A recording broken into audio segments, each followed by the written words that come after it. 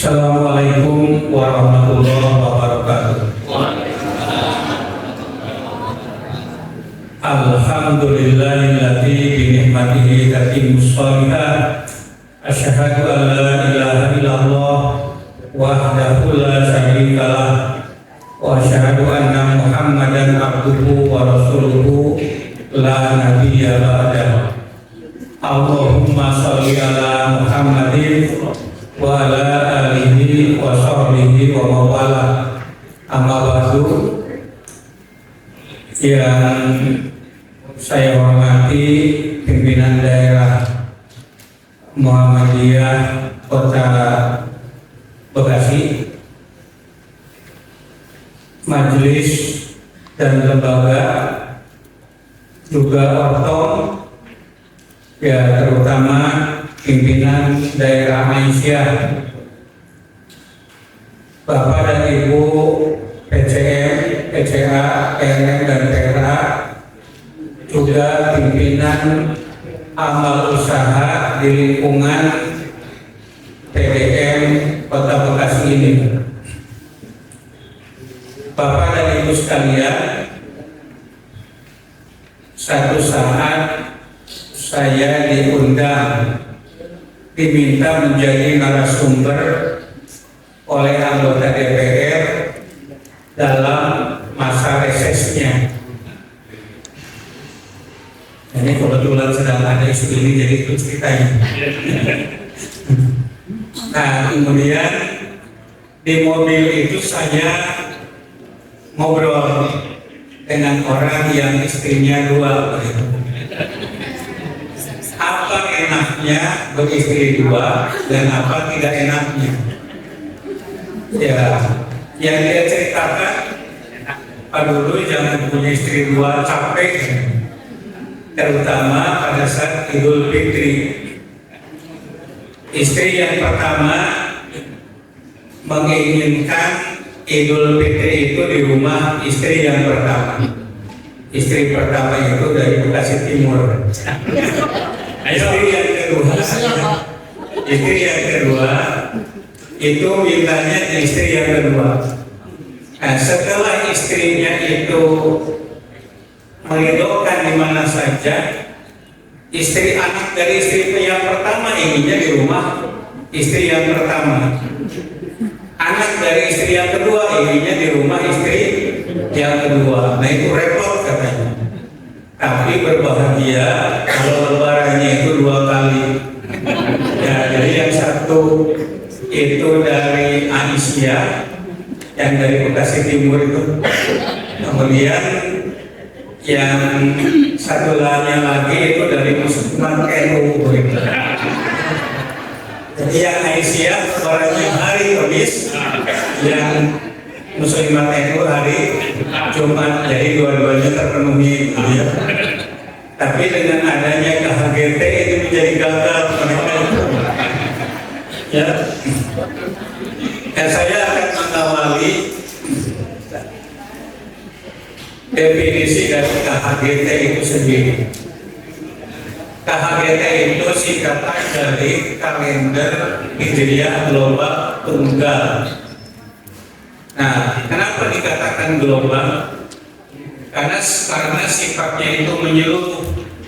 Kenapa dikatakan tunggal? Karena satu untuk dunia, baik hari dan tanggal itu selaras.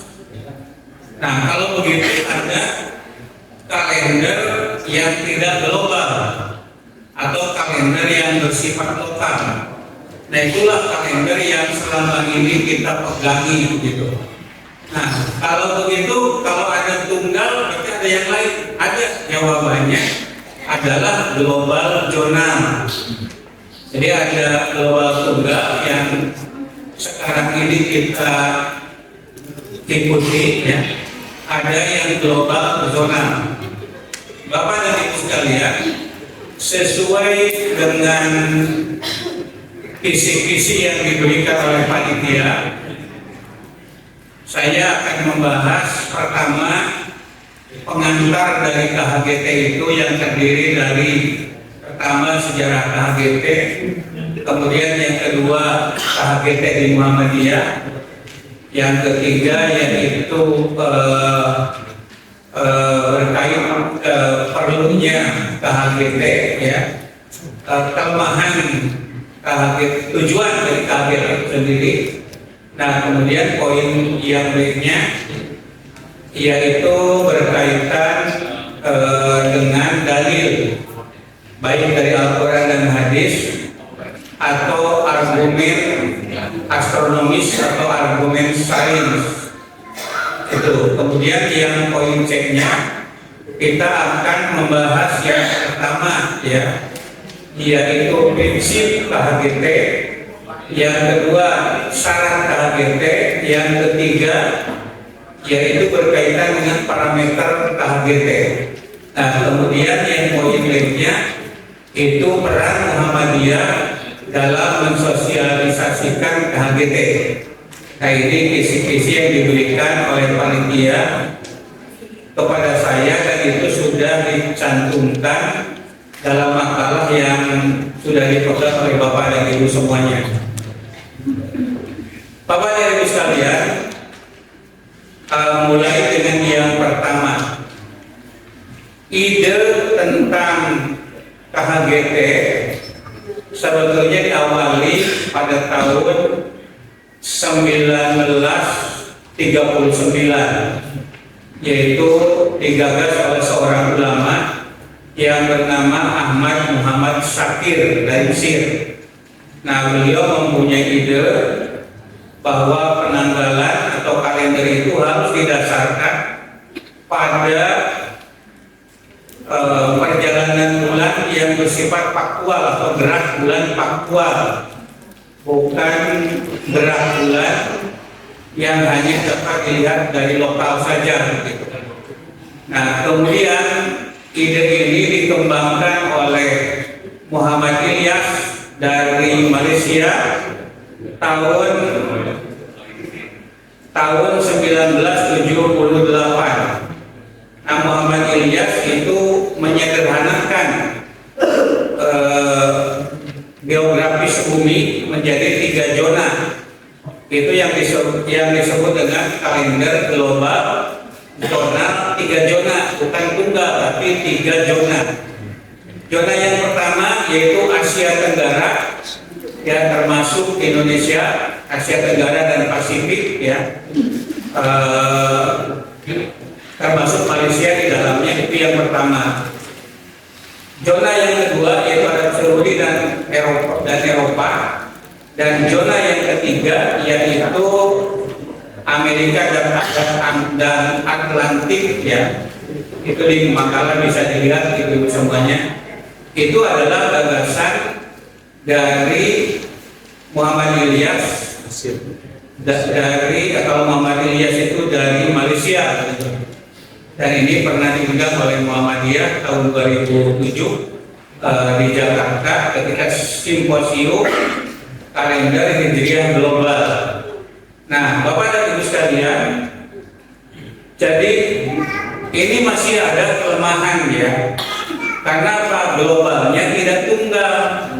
Katakanlah kalau di Indonesia Sabang itu sudah terlihat hilal, nah maka tidak berarti di Amerika itu sudah lebaran, tidak berarti di Arab Saudi itu sudah tanggal 1, bukan lebaran saja tapi tanggal 1 setiap bulannya. Jadi masih ada kelemahan begitu. Jadi waktu seorang ilmuwan dari IUM, ya, yaitu Universitas Islam Internasional Malaysia, diundang untuk memberikan ceramah tanggal 3 di Aljazair. Nah, beliau itu datang ke Aljazair tanggal 3. Nah, di bandara itu tidak ada yang menjemput. Ditelepon ke panitia, kenapa ini tidak ada yang menjemput kehadiran saya? Kemudian dijawab, kan Bapak diundang pada tanggal 3. Ya, panitia itu menjawab, ilmuwan itu menjawab, ini kan tanggal 3. Bukan, ini tanggal 4, Pak. Jadi di Malaysia sudah tanggal 3, baru tanggal 3, di Aljazair sudah tanggal 4. Nah, pertanyaannya, Apakah kita itu akan terus begitu? Jadi global zona, 3 zona itu akan seperti itu. Di bagian barat sudah tanggal 1, di bagian timur belum begitu. Jadi ini masih punya kelemahan.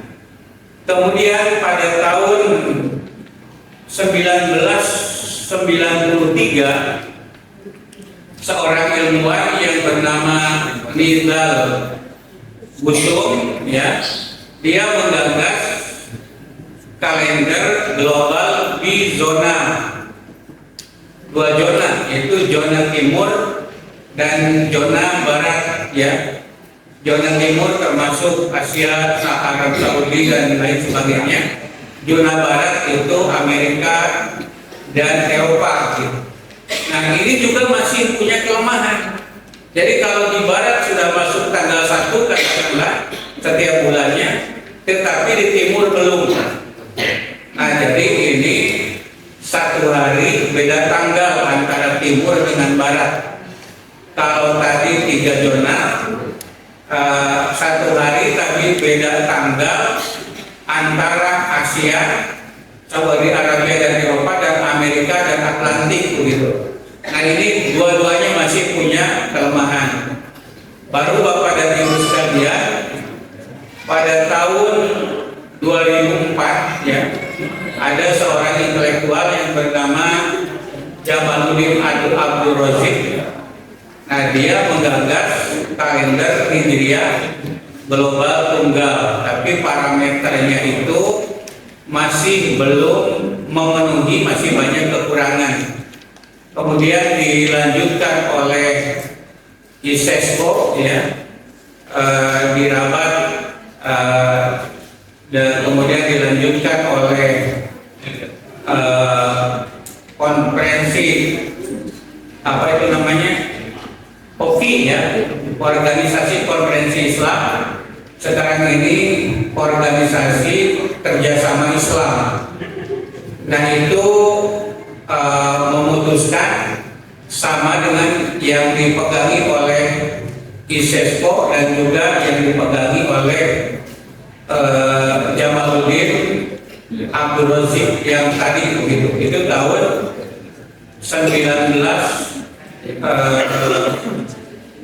2008, ya, tahun 2008.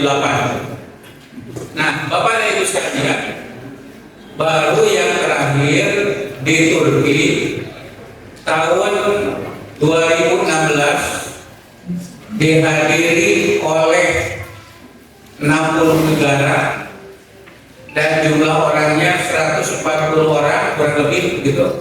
Dari Indonesia ini diutus 3 orang, dari Muhammadiyah yaitu Prof. Samsul Anwar, kemudian dari NU juga ada, ya, saya lupa namanya itu, ya, kemudian yang ketiga dari Majelis Ulama.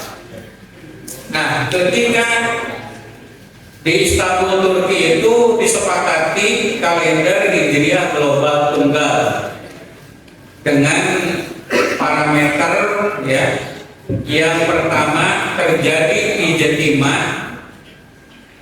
sebelum pukul 24 waktu GMT begitu, ya, atau UTC begitu.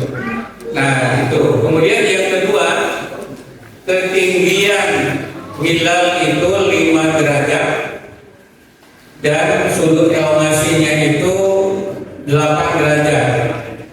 Ya, 5 derajat itu begini Bapak-bapak. Ya, saya maklum ini semuanya sudah paham. Tapi katanya kalau yang menjelaskan itu dianggap saja tidak paham, ya, supaya yang tidak paham menjadi paham.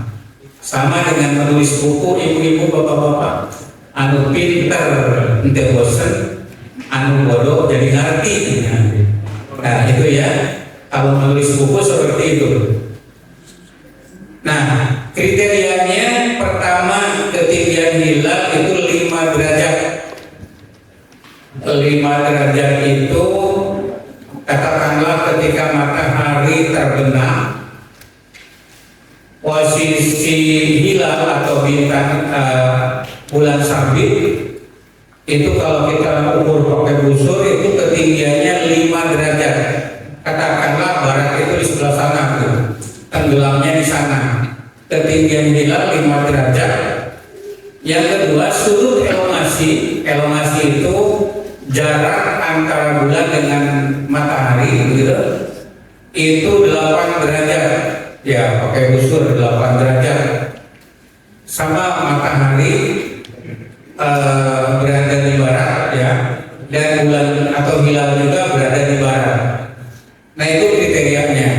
Nah, kemudian yang berikutnya, seandainya itu terjadi setelah jam 24.00, maka itu masih tetap berlaku mulai tanggal 1 besoknya, dengan ketentuan ya terjadinya ijtima. Ijtima itu samalah dengan konjungsi begitu ya. Matahari, bulan dan bumi berdekatan, berada pada garis lurus. Katakanlah matahari di atas sana, bulan ada di bawahnya, kemudian bumi ada di bawahnya. Nah, bulan itu tidak kelihatan karena apa? Karena terhalang. Matahari itu menyinari kepada bagian bulan yang berada di sebelah kita begitu, sehingga gelap. Nah, itu yang namanya ijtima. Nah, ijtima itu terjadi di timur, yaitu di New Zealand. Itu paling timur di dunia ini. Kemudian syarat yang kedua itu sebelum fajar ya. Syarat yang kedua, terjadinya elongasi 8 dan ketinggian hilal 5 derajat itu terjadi di bagian barat benua Amerika daratan begitu, bukan lautan. Jadi kalau lautan itu tidak memenuhi syarat untuk memasuki tanggal baru setelah itu begitu. Nah, itu hasil dari keputusan yang diputuskan di Turki begitu. Dan ini kemudian berkembang termasuk di Indonesia ya, antara Malaysia, Brunei dan Singapura itu merumuskan kriteria bagaimana supaya hilal itu imkan ru'yat, visibilitas ru'yatil hilal, kemungkinan hilal itu dapat dilihat, yaitu mengubah dari tadinya 2 derajat di atas ufuk dirubah menjadi 3 derajat. Kemudian sudut elongasinya 6,4 derajat, itu di paling barat Asia Tenggara, yaitu di Sabang, Aceh begitu. Nah, Bapak dan Ibu sekalian, ternyata dengan kesepakatan itu antara Malaysia, Brunei, Indonesia dan Singapura masih juga belum sepakat. Katakanlah begini, pada Ramadan kemarin itu tidak sama antara Indonesia dengan Malaysia, Singapura dan Brunei Darussalam. Waktu Lebaran juga berbeda. Rupanya di antara negara-negara itu ada yang diam-diam mengikuti KHGT ya. Ya tidak apa-apa, bagus itu. Ya, kita diikuti oleh negara lain. Jadi kalau tadi ada 60 negara yang mengikuti pertemuan di Istanbul, Turki, ya sampai hari ini saya tidak tahu sampai berapa negara yang sudah menerapkan KHGT tersebut. Nah, Bapak dan Ibu sekalian, itulah sejarah terjadinya ide KHGT dari masa ke masa di dunia ini gitu. Itu diawali dari Ahmad Muhammad Shakir dari Mesir gitu ya. Apa yang menjadi dasar dia begitu? Ada hadis yang menyatakan innamas saumu yauma tasumuna. Sesungguhnya puasa itu adalah pada hari semua kalian itu berpuasa. Kalau semua itu berarti bukan hanya satu negara saja, berarti bareng. Wal fitru yauma tuftiruna, dan Idul Fitri adalah pada hari semua kalian itu berbuka. Wal adha yauma tadhuna, dan Idul Adha pada hari semua kamu itu berkurban. Jadi jangan sampai Arab Saudi Arafahnya besok, Indonesia hari ini, atau Arab Saudi sekarang Arafahnya, kemudian Indonesia besok. Ini kan tidak bareng artinya. Jadi Ahmad Muhammad Syakir berpendapat seperti itu karena mengacu kepada hadis tadi. Dan di dalam ayat juga, sesungguhnya kamu itu adalah umat yang satu. Bapak dan Ibu sekalian, nah kapan Muhammadiyah itu mulai punya ide kalender Hijriah global tunggal?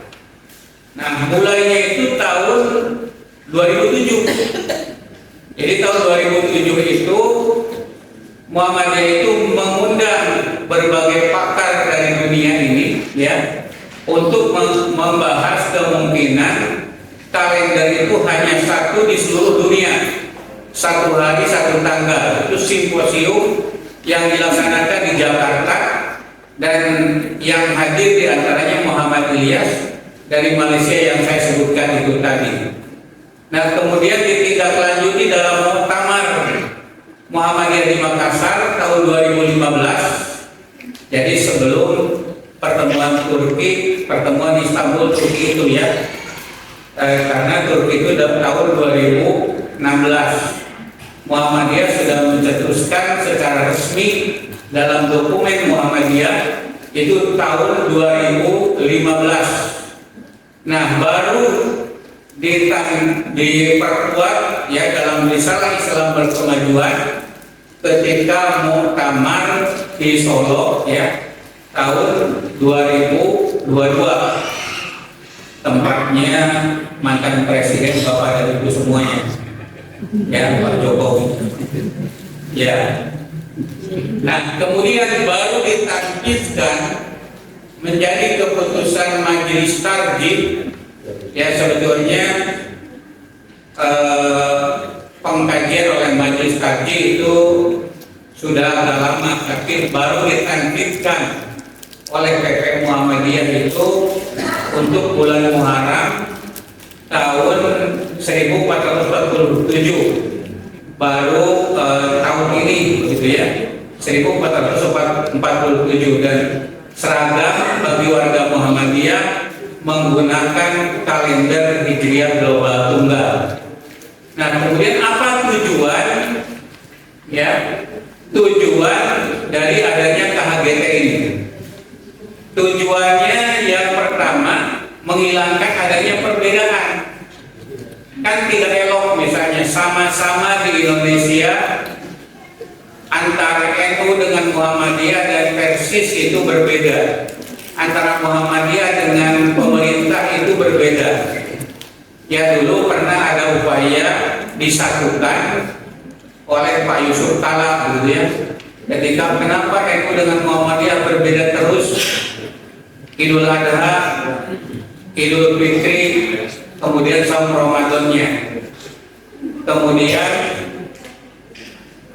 oleh Pak Yusuf Kala itu dipanggil dua pimpinan pusat Muhammadiyah, yaitu Pak Din Samsudin dari Muhammadiyah, kemudian Pak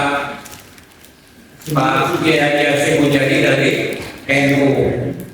Kemudian bertanyalah kepada keduanya itu. Yang ditanya itu dari Muhammadiyah, apa yang menjadi kriteria? Bagi Muhammadiyah kriterianya adalah berjudul hilal, walaupun ketinggian hilalnya baru 0,5 derajat.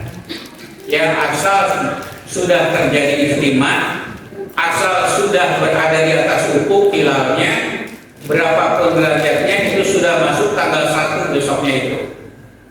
Lalu NU bagaimana? NU kriterianya 2 derajat.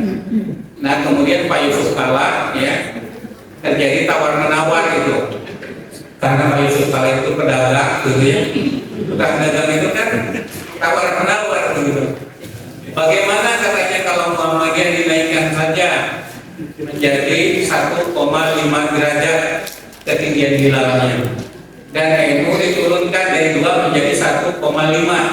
Jadi kalau begitu bareng katanya. Nah, jadi akhirnya tidak ada kesepakatan, ya.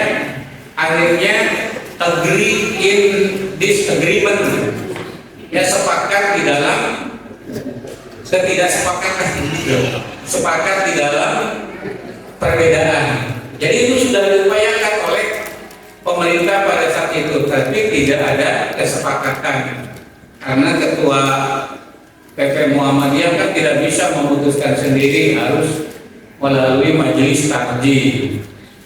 NU juga PBNU tidak bisa memutuskan, harus melalui lembaga Bahsul Masailnya NU begitu. Kalau Persis harus melalui Dewan Hisbahnya Persis begitu. Nah jadi tidak ada kesepakatan, akhirnya berbeda sampai hari ini. Nah Bapak dan Ibu sekalian, yang kedua tujuannya untuk menyatukan kalender, satu hari, satu tanggal di seluruh dunia. Ini antara satu negara dengan yang lain berbeda, antar satu ormas dengan yang lain berbeda di satu negara. Itu kan tidak lucu. Sementara tahun Masehi ya itu sudah sepakat mereka berbeda itu hanya 350 tahun saja.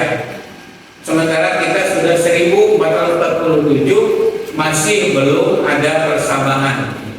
Gagasan-gagasan itu sebetulnya sudah digagas oleh para ulama terdahulu, ulama madhab, baik dari kalangan madhab Hanafi, Maliki, Syafi'i atau Hambali, sudah ada sebetulnya dari dulu begitu ya, terutama yang 3 madhab itu, yaitu ide tentang ru'yat global. Jadi di kalangan madhab itu berbeda juga ya, antara misalnya sebagian dari penganut madhab Syafi'i dengan Maliki, ada yang menginginkan tetap menggunakan ru'yat lokal, ada yang ingin ru'yat global karena pengetahuan hisab atau astronomi pada waktu itu masih belum berkembang ya. Baru pada zaman Al-Battani ya, itu ilmu falak itu sudah berkembang sehingga derajat, menit, detik itu sangat akurat dihitung. Jadi yang ingin saya katakan begini Bapak dan Ibu sekalian, ilmu itu semuanya eksak. Kalau sekarang ini ilmu dibagi 2, yang pertama natural science atau natural philosophy ya, kalau dalam filsafat ilmu. Kemudian ada sosial filosofi.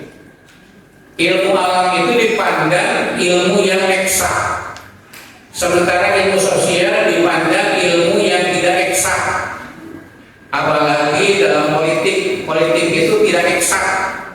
1 tambah 1 dalam politik bisa 5 ya. Dalam bahasa juga tidak eksak begitu. Sebetulnya menurut saya baik natural filosofi atau sosial filosofi sama-sama eksak. Perbedaannya apa? Perbedaannya kalau natural filosofi itu variabel-variabelnya tidak terlalu banyak. Ya, kalau dalam penelitian variabel X, variabel Y, variabel apalagi X1, X2, Y1, Y2 ya. Jadi tidak begitu banyak variabelnya. Tapi kalau dalam ilmu sosial terlalu banyak variabelnya begitu ya. Nah, sehingga orang tidak menguasai semua variabel itu dan saling berpengaruh antara variabel itu tidak diketahui atau belum diketahui begitu. Contoh begini Bapak-bapak, Ibu-ibu, Ibu pernah mendengar lagu Ikan Dalam Kolam?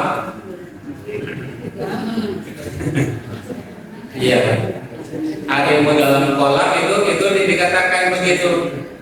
Ya, jadi kalau melihat gadis yang cantik katanya jangan terlalu tergesa-gesa. Lihat saja senyum atau tidak gitu. Kalau senyum tandanya cinta.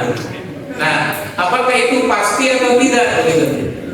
Kalau dalam ilmu komunikasi begini, kalau seorang perempuan atau laki-laki memandang lawan jenisnya, kemudian dia menundukkan kepala dan memejamkan mata seperti 6 detik, kemudian bangkit lagi sambil tersenyum, baru itu katanya cinta.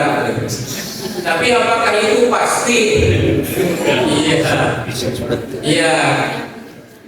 Ya, coba lihat saja. Kalau ada yang begitu, berarti itu cinta dan itu pasti. Ya. Tetapi kalau ternyata begitu, ternyata tidak cinta, berarti ada variabel lain yang belum kita ketemukan. Ya, saya pernah mempelajari psikologi bahasa tubuh. Ya. Kalau ada orang yang berbicara lalu ngomongnya itu selalu menghadap ke depan, tapi ke atas, ke sebelah kanan. Ya. Kemudian yang dipegang selalu hidung, ya, atau telinga apa gitu. Nah, itu berarti bohong.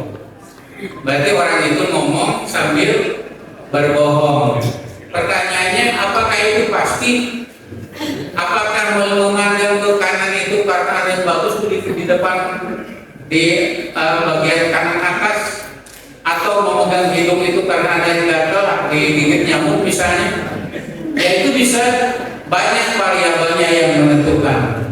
Tapi sebetulnya itu eksak juga.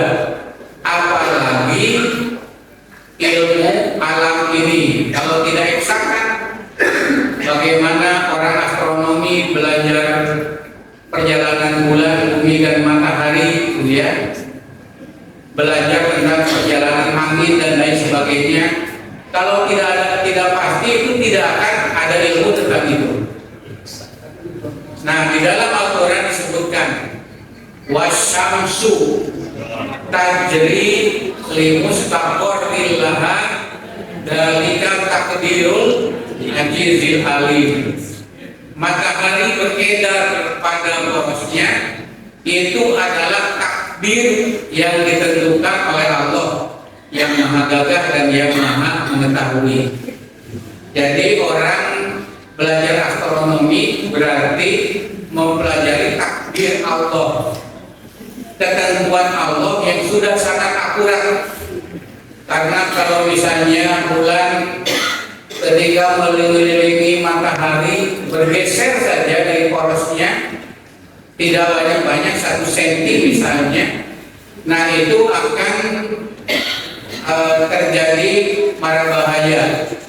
Berhenti saja bumi berputar 1 detik saja, kecepatan udara akan mencapai 45.000 km per detik. Nah, itu akan berbahaya gitu Bapak Ibu sekalian. Jadi semuanya itu sudah eksak, sudah pasti begitu ya. Nah, kalau mata itu kan, kalau saya ditanya sekarang, apakah di sini ada orang? Tidak. Jawabannya tidak ada orang, karena tidak ada yang dapat saya lihat satupun. Ya, ibu-ibu tidak dapat saya lihat, bapak-bapak tidak dapat saya lihat satupun. Nah, kalau mengandalkan mata, berarti di sini tidak ada orang. Padahal saya dengar suaranya ada orang tadi, ada yang batuk, ada yang tersenyum begitu ya. Nah, ini artinya ya ada buku yang berjudul What is Science ya. Dalam buku itu dikatakan salah satu kelemahan ilmu adalah kelemahan metodologis. Kelemahan metodologis diantaranya kelemahan mata manusia. Ya, orang mengatakan hilal sudah ada, padahal yang ada planet Venus. Hilal tidak ada, padahal ketika hilal itu muncul beberapa detik kita sedang berkedip. Nah, sehingga hilal tidak dapat terlihat. Nah, itu kelemahan dari ru'yah yang selama ini kita gunakan. Nah, Bapak dan Ibu sekalian, sekarang yang kedua ya, yang poin B bisa dilihat judulnya dalil. Tidak saya baca semuanya dalil. Makalah yang saya buat itu kurang lebih berapa halaman dia Pak ya? 24 halaman. Kalau dibaca saja tanpa dijelaskan itu membutuhkan waktu 2 jam setengah gitu ya. Itu standar nasionalnya. Jadi yang SNI itu bukan hanya helm Pak, tapi kecepatan membaca juga ada standar nasionalnya. Jadi 10 halaman itu 1 jam, 20 halaman berarti 2 jam. Ya gitu, berarti 2 jam setengahan kira-kira kalau dibaca semuanya itu. Jadi tidak akan saya jelaskan semuanya. Dalilnya pertama dari Al-Quran dan Al-Hadis. Ya, dalam ayat Al-Quran itu dapat dilihat dalam surat Al-Isra ayat 12. Ya, waja'alna laila wan naharo ayataini. Ya, kami jadikan malam dan siang itu 2 tanda. Ya, tanda bisa tanda kekuasaan Allah, atau tanda itu berarti simbol. Ya, simbol adanya pergerakan benda-benda langit, begitu ya. Ya, pama'auna ayatan laili, ya kami gelapkan tanda malam, ya, dan waja'alna nahar ayatan nahar mubsyiratan, dan kami jadikan tanda siang itu terang, seperti kita sekarang ini terang. Untuk apa? Litabtagu fadlan min rabbikum, supaya kalian mencari karunia dari Tuhanmu. Bekerja itu kan rata-rata di siang hari. Kenapa siang terang? Supaya kamu bekerja mencari karunia Allah. Ya, dan malam itu gelap supaya kamu beristirahat. Dan supaya apa? Yang kedua, kita lamu adalah sinina wal hisab, dan supaya kamu mengetahui bilangan tahun-tahun. Ya, bukan kita lamu ada sana, tapi ada sini bilangan tahun-tahun. Bagaimana bisa membuat kalender untuk bertahun-tahun kalau cara menentukan tanggal 1 harus dengan ruqyah pada zaman Nabi, harus dilakukan dengan ruqyah. Ibu-ibu saja mau, bapak-bapak mau tarawih menunggu dulu sidang isbat, nunggu dulu ruqyah. Sudah berkumpul di masjid, ternyata tidak kelihatan hilal, bubarlah.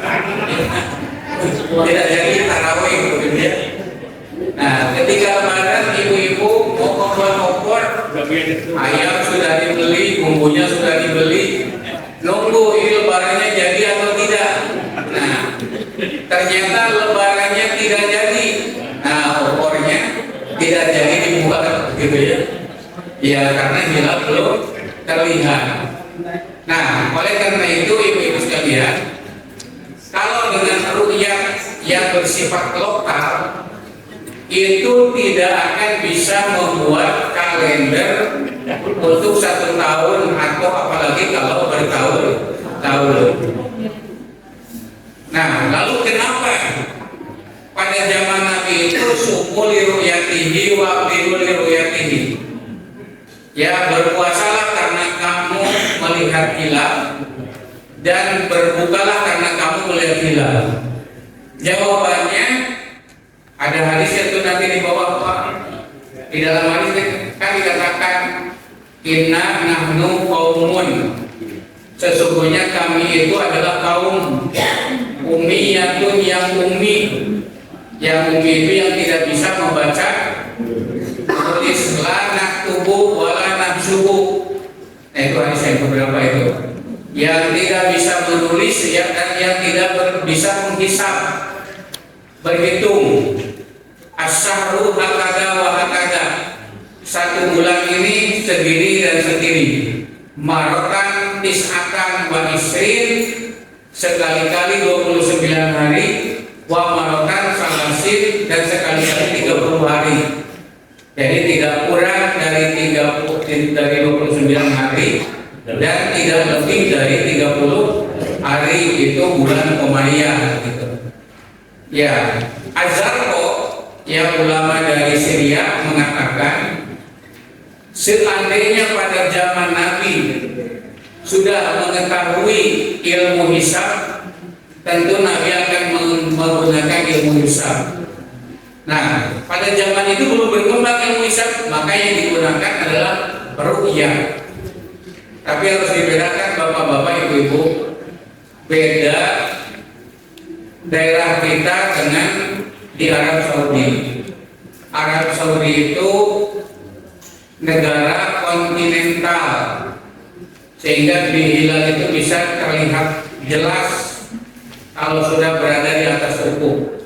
Tapi kalau di daerah tropis seperti di Indonesia ini, ketika misalnya akhir bulan terjadi mendung atau tidak mendung sekalipun, misalnya ada awan atau ada asap, ya musim kemarau katakanlah begitu, itu hilal tidak akan kelihatan. Nah, padahal hilal itu sudah ada. Tetapi karena tidak kelihatan, maka kita katakan sekarang itu belum masuk bulan baru. Nah, jadi kenapa kemudian di dalam Al-Quran ada kata-kata hisab? Al-Quran itu kan ajarannya itu futuris ya, futuristik begitu ya. Itu menggali masa depan. Masa depan kaum muslimin akan paham ilmu falak. Dan tidak semua orang paham, misalnya di majelis tarjih saja, ya, termasuk ketua majelis tarjih pada saat itu Prof. Syamsul Anwar, ilmu falaknya beliau tidak begitu paham ya. Yang paham itu tadi Prof. Susignan dan juga Pak Omar Fatur Rahman, ya, yang selalu menghitung tanggal dan bulan, ya, tapi tanpa rupiah. Jadi beliau hitung kapan terjadi ijtima, kapan terjadi gerhana, kapan sudut elongasi misalnya 8 derajat dan lain sebagainya. Itu beliau-beliau yang menghitung itu, Bapak dan Ibu sekalian. Nah, jadi ayat ini ya menjelaskan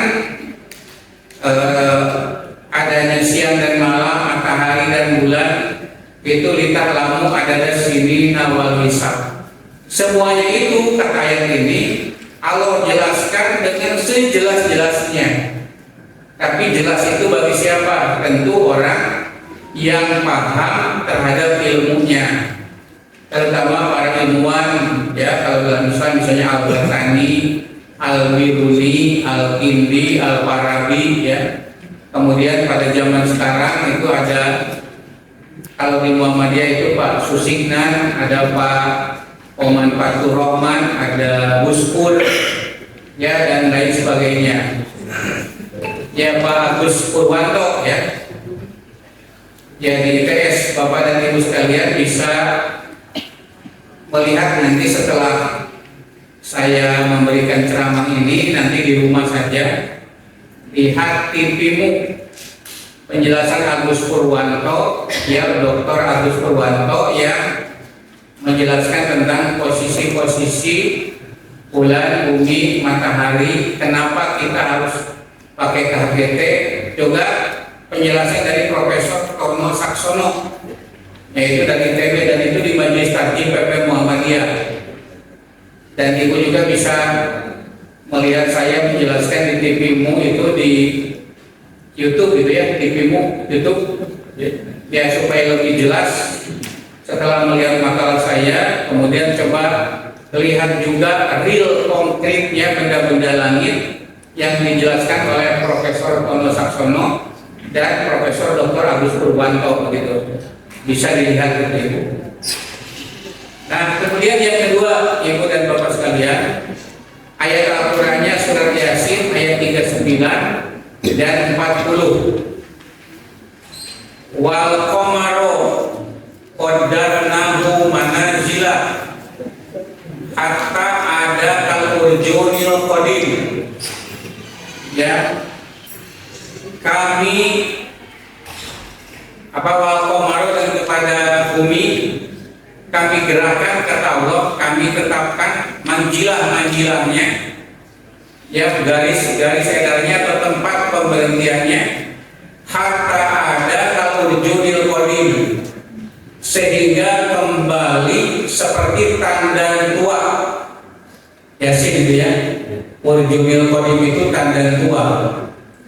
Tanda tua itu bagaimana? Ibu suka beli pisang satu tanda, ada satu sikat, dua sikat ke bawah gitu. Jadi benda-benda langit, matahari, bulan, bumi berada pada garis lurus dan berdekatan. Nah, itu namanya urjunil qadim, atau dalam ilmu falak disebut dengan ijma ya, atau konjungsi gitu. Bahasa Al-Qur'annya itu kalau urjunil qadim. La samsu yang bagilaha antudrikal qamaro wala lailu sabiqun nahar wa kullun fi falaki yasbahun. Ya, tidaklah matahari itu akan bertemu, bertabrakan atau mendahului bulan. Ya, la samsu yang bagilaha antudrikal qamaro wala lailu sabiqun nahar, dan malam itu tidak akan mendahului siang. Nah, kenapa itu terjadi? Karena kullun fi falaki yasbahun, masing-masing itu beredar pada garis edarnya. Jadi tidak sembarang mereka itu berputar, ya, bulan mengelilingi bumi, bumi mengelilingi matahari, ya, tidak aclok-aclokan. Semuanya berada pada garis edarnya. Ya, itulah ketentuan Allah, itulah takdir. Yang dikatakan takdir itu ketentuan. Kalau dalam ilmu alam namanya takdir. Ya, kalau dalam ilmu sosial namanya sunnatullah. Ya, jadi kalau dalam ilmu alam itu namanya takdir, tapi kalau dalam ilmu sosial itu namanya sunnatullah. Jadi sunnatullah itu la tabdila, tidak ada perubahan. Kalau tadi orang yang mencintai, bagaimana kalau memandang? Memejamkan mata seperti detik, lalu menundukkan kepala, lalu bangkit lagi sambil tersenyum. Itu sudah tidak akan ada perubahannya begitu, karena sunnatullah sudah Allah buat dari sejak awal begitu. Ya, Bapak dan Ibu sekalian, kemudian kalau hadis tadi sudah saya sampaikan sedikit begitu ya, termasuk sumul yatihi, waktirul yatihi, dan ayatnya juga banyak dibaca saja. Nah, kemudian sekarang saya akan membahas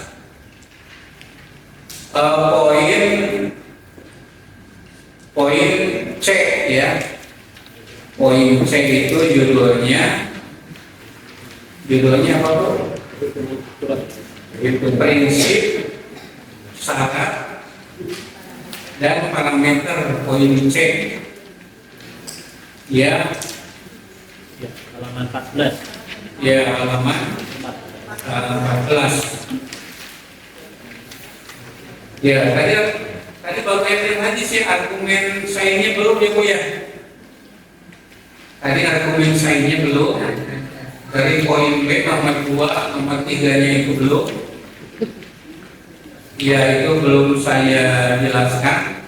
Kenapa kemudian Kalau tadi berdasarkan ayat dan hadis, kemudian argumen sainsnya bagaimana? Tadi argumen sainsnya prinsip yang pertama itu bulan